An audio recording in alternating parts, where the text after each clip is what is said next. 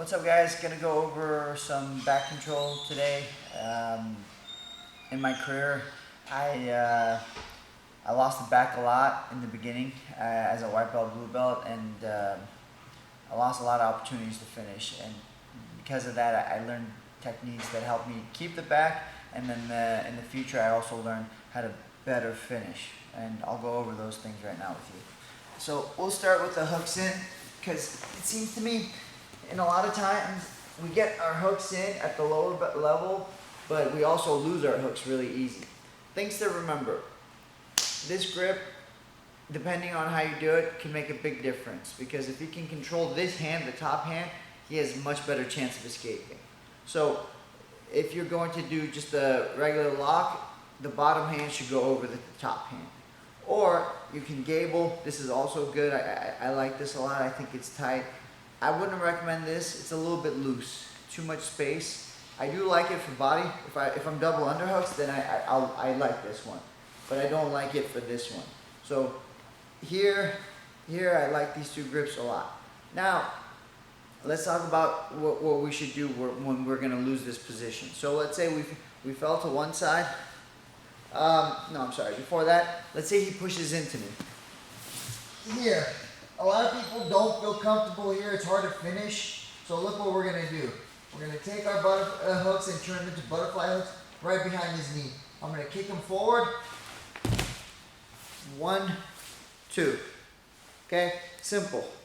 Next, he takes me to one side. Here. So here, ideally, I want to keep my chin in his neck and tight. Here, no space. But what happens is, sometimes for them to escape, his head starts to go to the ground, and I'm losing the position. He's going to push my hook out here, and he starts sliding. If I just wait, he's eventually going to go into half guard, and I'm going to come on top maybe, or he comes on top. I lost the position. So, from here, I lost the hook. That's fine. I try to stay as tight as I can, even though he's putting his head on the ground. What I'm going to do is I'm going to pop up to my knees here, drive.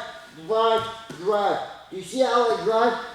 I'm going to drive so far until you see his shoulder touch the other side. So I'm not just here popping up and then here and then trying to take the back. I'm going to drive him very hard here. Then my knee comes behind his back. I will turn him to the other side, and now I can put my hook again. Okay? Move forward a little bit. So we fall to this side.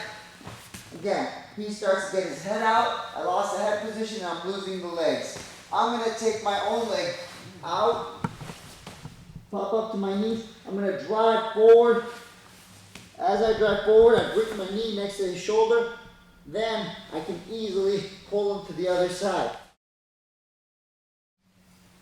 And put my hook back in. Now, if he takes his hook out on this side and he starts to slide, this is a little bit different. I would keep this hook in. Similar, I drive in, I pop my knee up again, and then I just sit back. I don't really pick him up as much as I did the other side. And then I'm here, and I'm back into the safe position. So, you guys have to recognize, if it's on this side, he pushes my leg out and he gets his head out, I have to go immediately. Right away, I have to take my leg out. My bottom leg is going to come out of here. So, pops out to come on top. I drive forward, making the shoulder touch, bring my knee as close as I can to his shoulder, and then I can bring him to this side. If he pops out on this side, if you notice, I don't really need to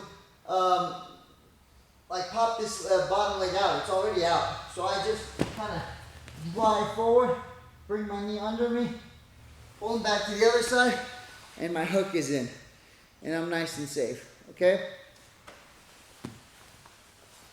Alright. That's for the control. That's fundamental control. I'll go over some of the finishes. I'll go finishes what's considered the bad side and what's considered the good side. In my personal opinion, I don't think there is a good side or a bad side. It's just different approaches. Okay, so we'll start here. what most people call the bad side is here. You fall to this side. Again, very important, I keep my chin in his neck so he can't escape. And then I have to look for the choking hand. My top hand is always going to be the choking hand. So open the gi nice and good. Get a nice grip.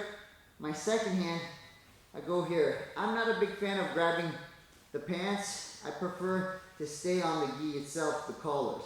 So once I have this, I have decent grips. It's all about your footwork now. Foot on the hip, across the body. I push him down. And I bring my leg over the shoulder, keeping my elbow tight. Because if I don't keep my elbow tight, he's going to pop out from under. So I have to keep my elbow tight. And this is my finish here. Okay, so again, this is considered the bad side. My chin is nice and tight. I open up the gi. Also, to make your grip stronger, if the gi is straight, your grip is okay. But if you bend the gi just a little bit, this will give you the ideal grip. So when you do this, if you bend the gi and feed it, you're gonna have a better grip. Then I go across, grab the other gi. Foot on the hip. Footwork is really important once you have your grips. Foot here, across. Not a body triangle. It looks kind of like it, but it's not. I need my foot on his hip to push him down. Once I push him down, I'm in a better position to bring this leg over. Once I have this leg over, I have the ability to squeeze and choke. Sometimes guys will hold on to my hand to defend here, which is fine. I do the same thing, come over, and I can still finish. Okay, that's considered the bad side. Now let's work on the good side. The good side actually has a little bit more footwork. Again, I'm here, fall to the so-called good side. Again, open up the gi, get a good grip. Again, like I said, I'm not a fan of the pants. I prefer to stay on the collars. I'm here. Now, pay attention. It's gonna look like I'm doing a body triangle, but I'm not. Foot goes flat, this one comes across.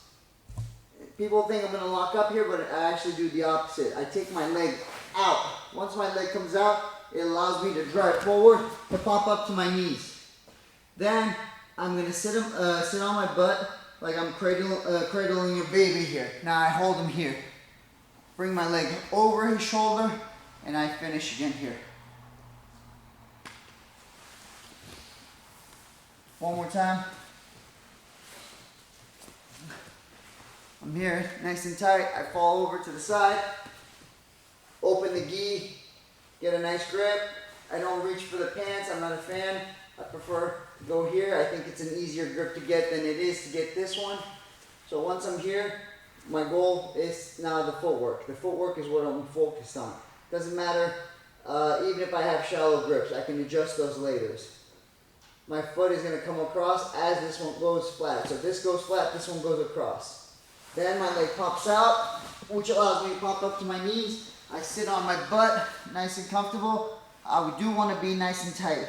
I don't want too much space. I bring this one leg over and I stretch here and finish. Alright guys, those are the two chokes I like, and also control, fundamental control. There's obviously more things you guys can do for control, but that's a good starting point.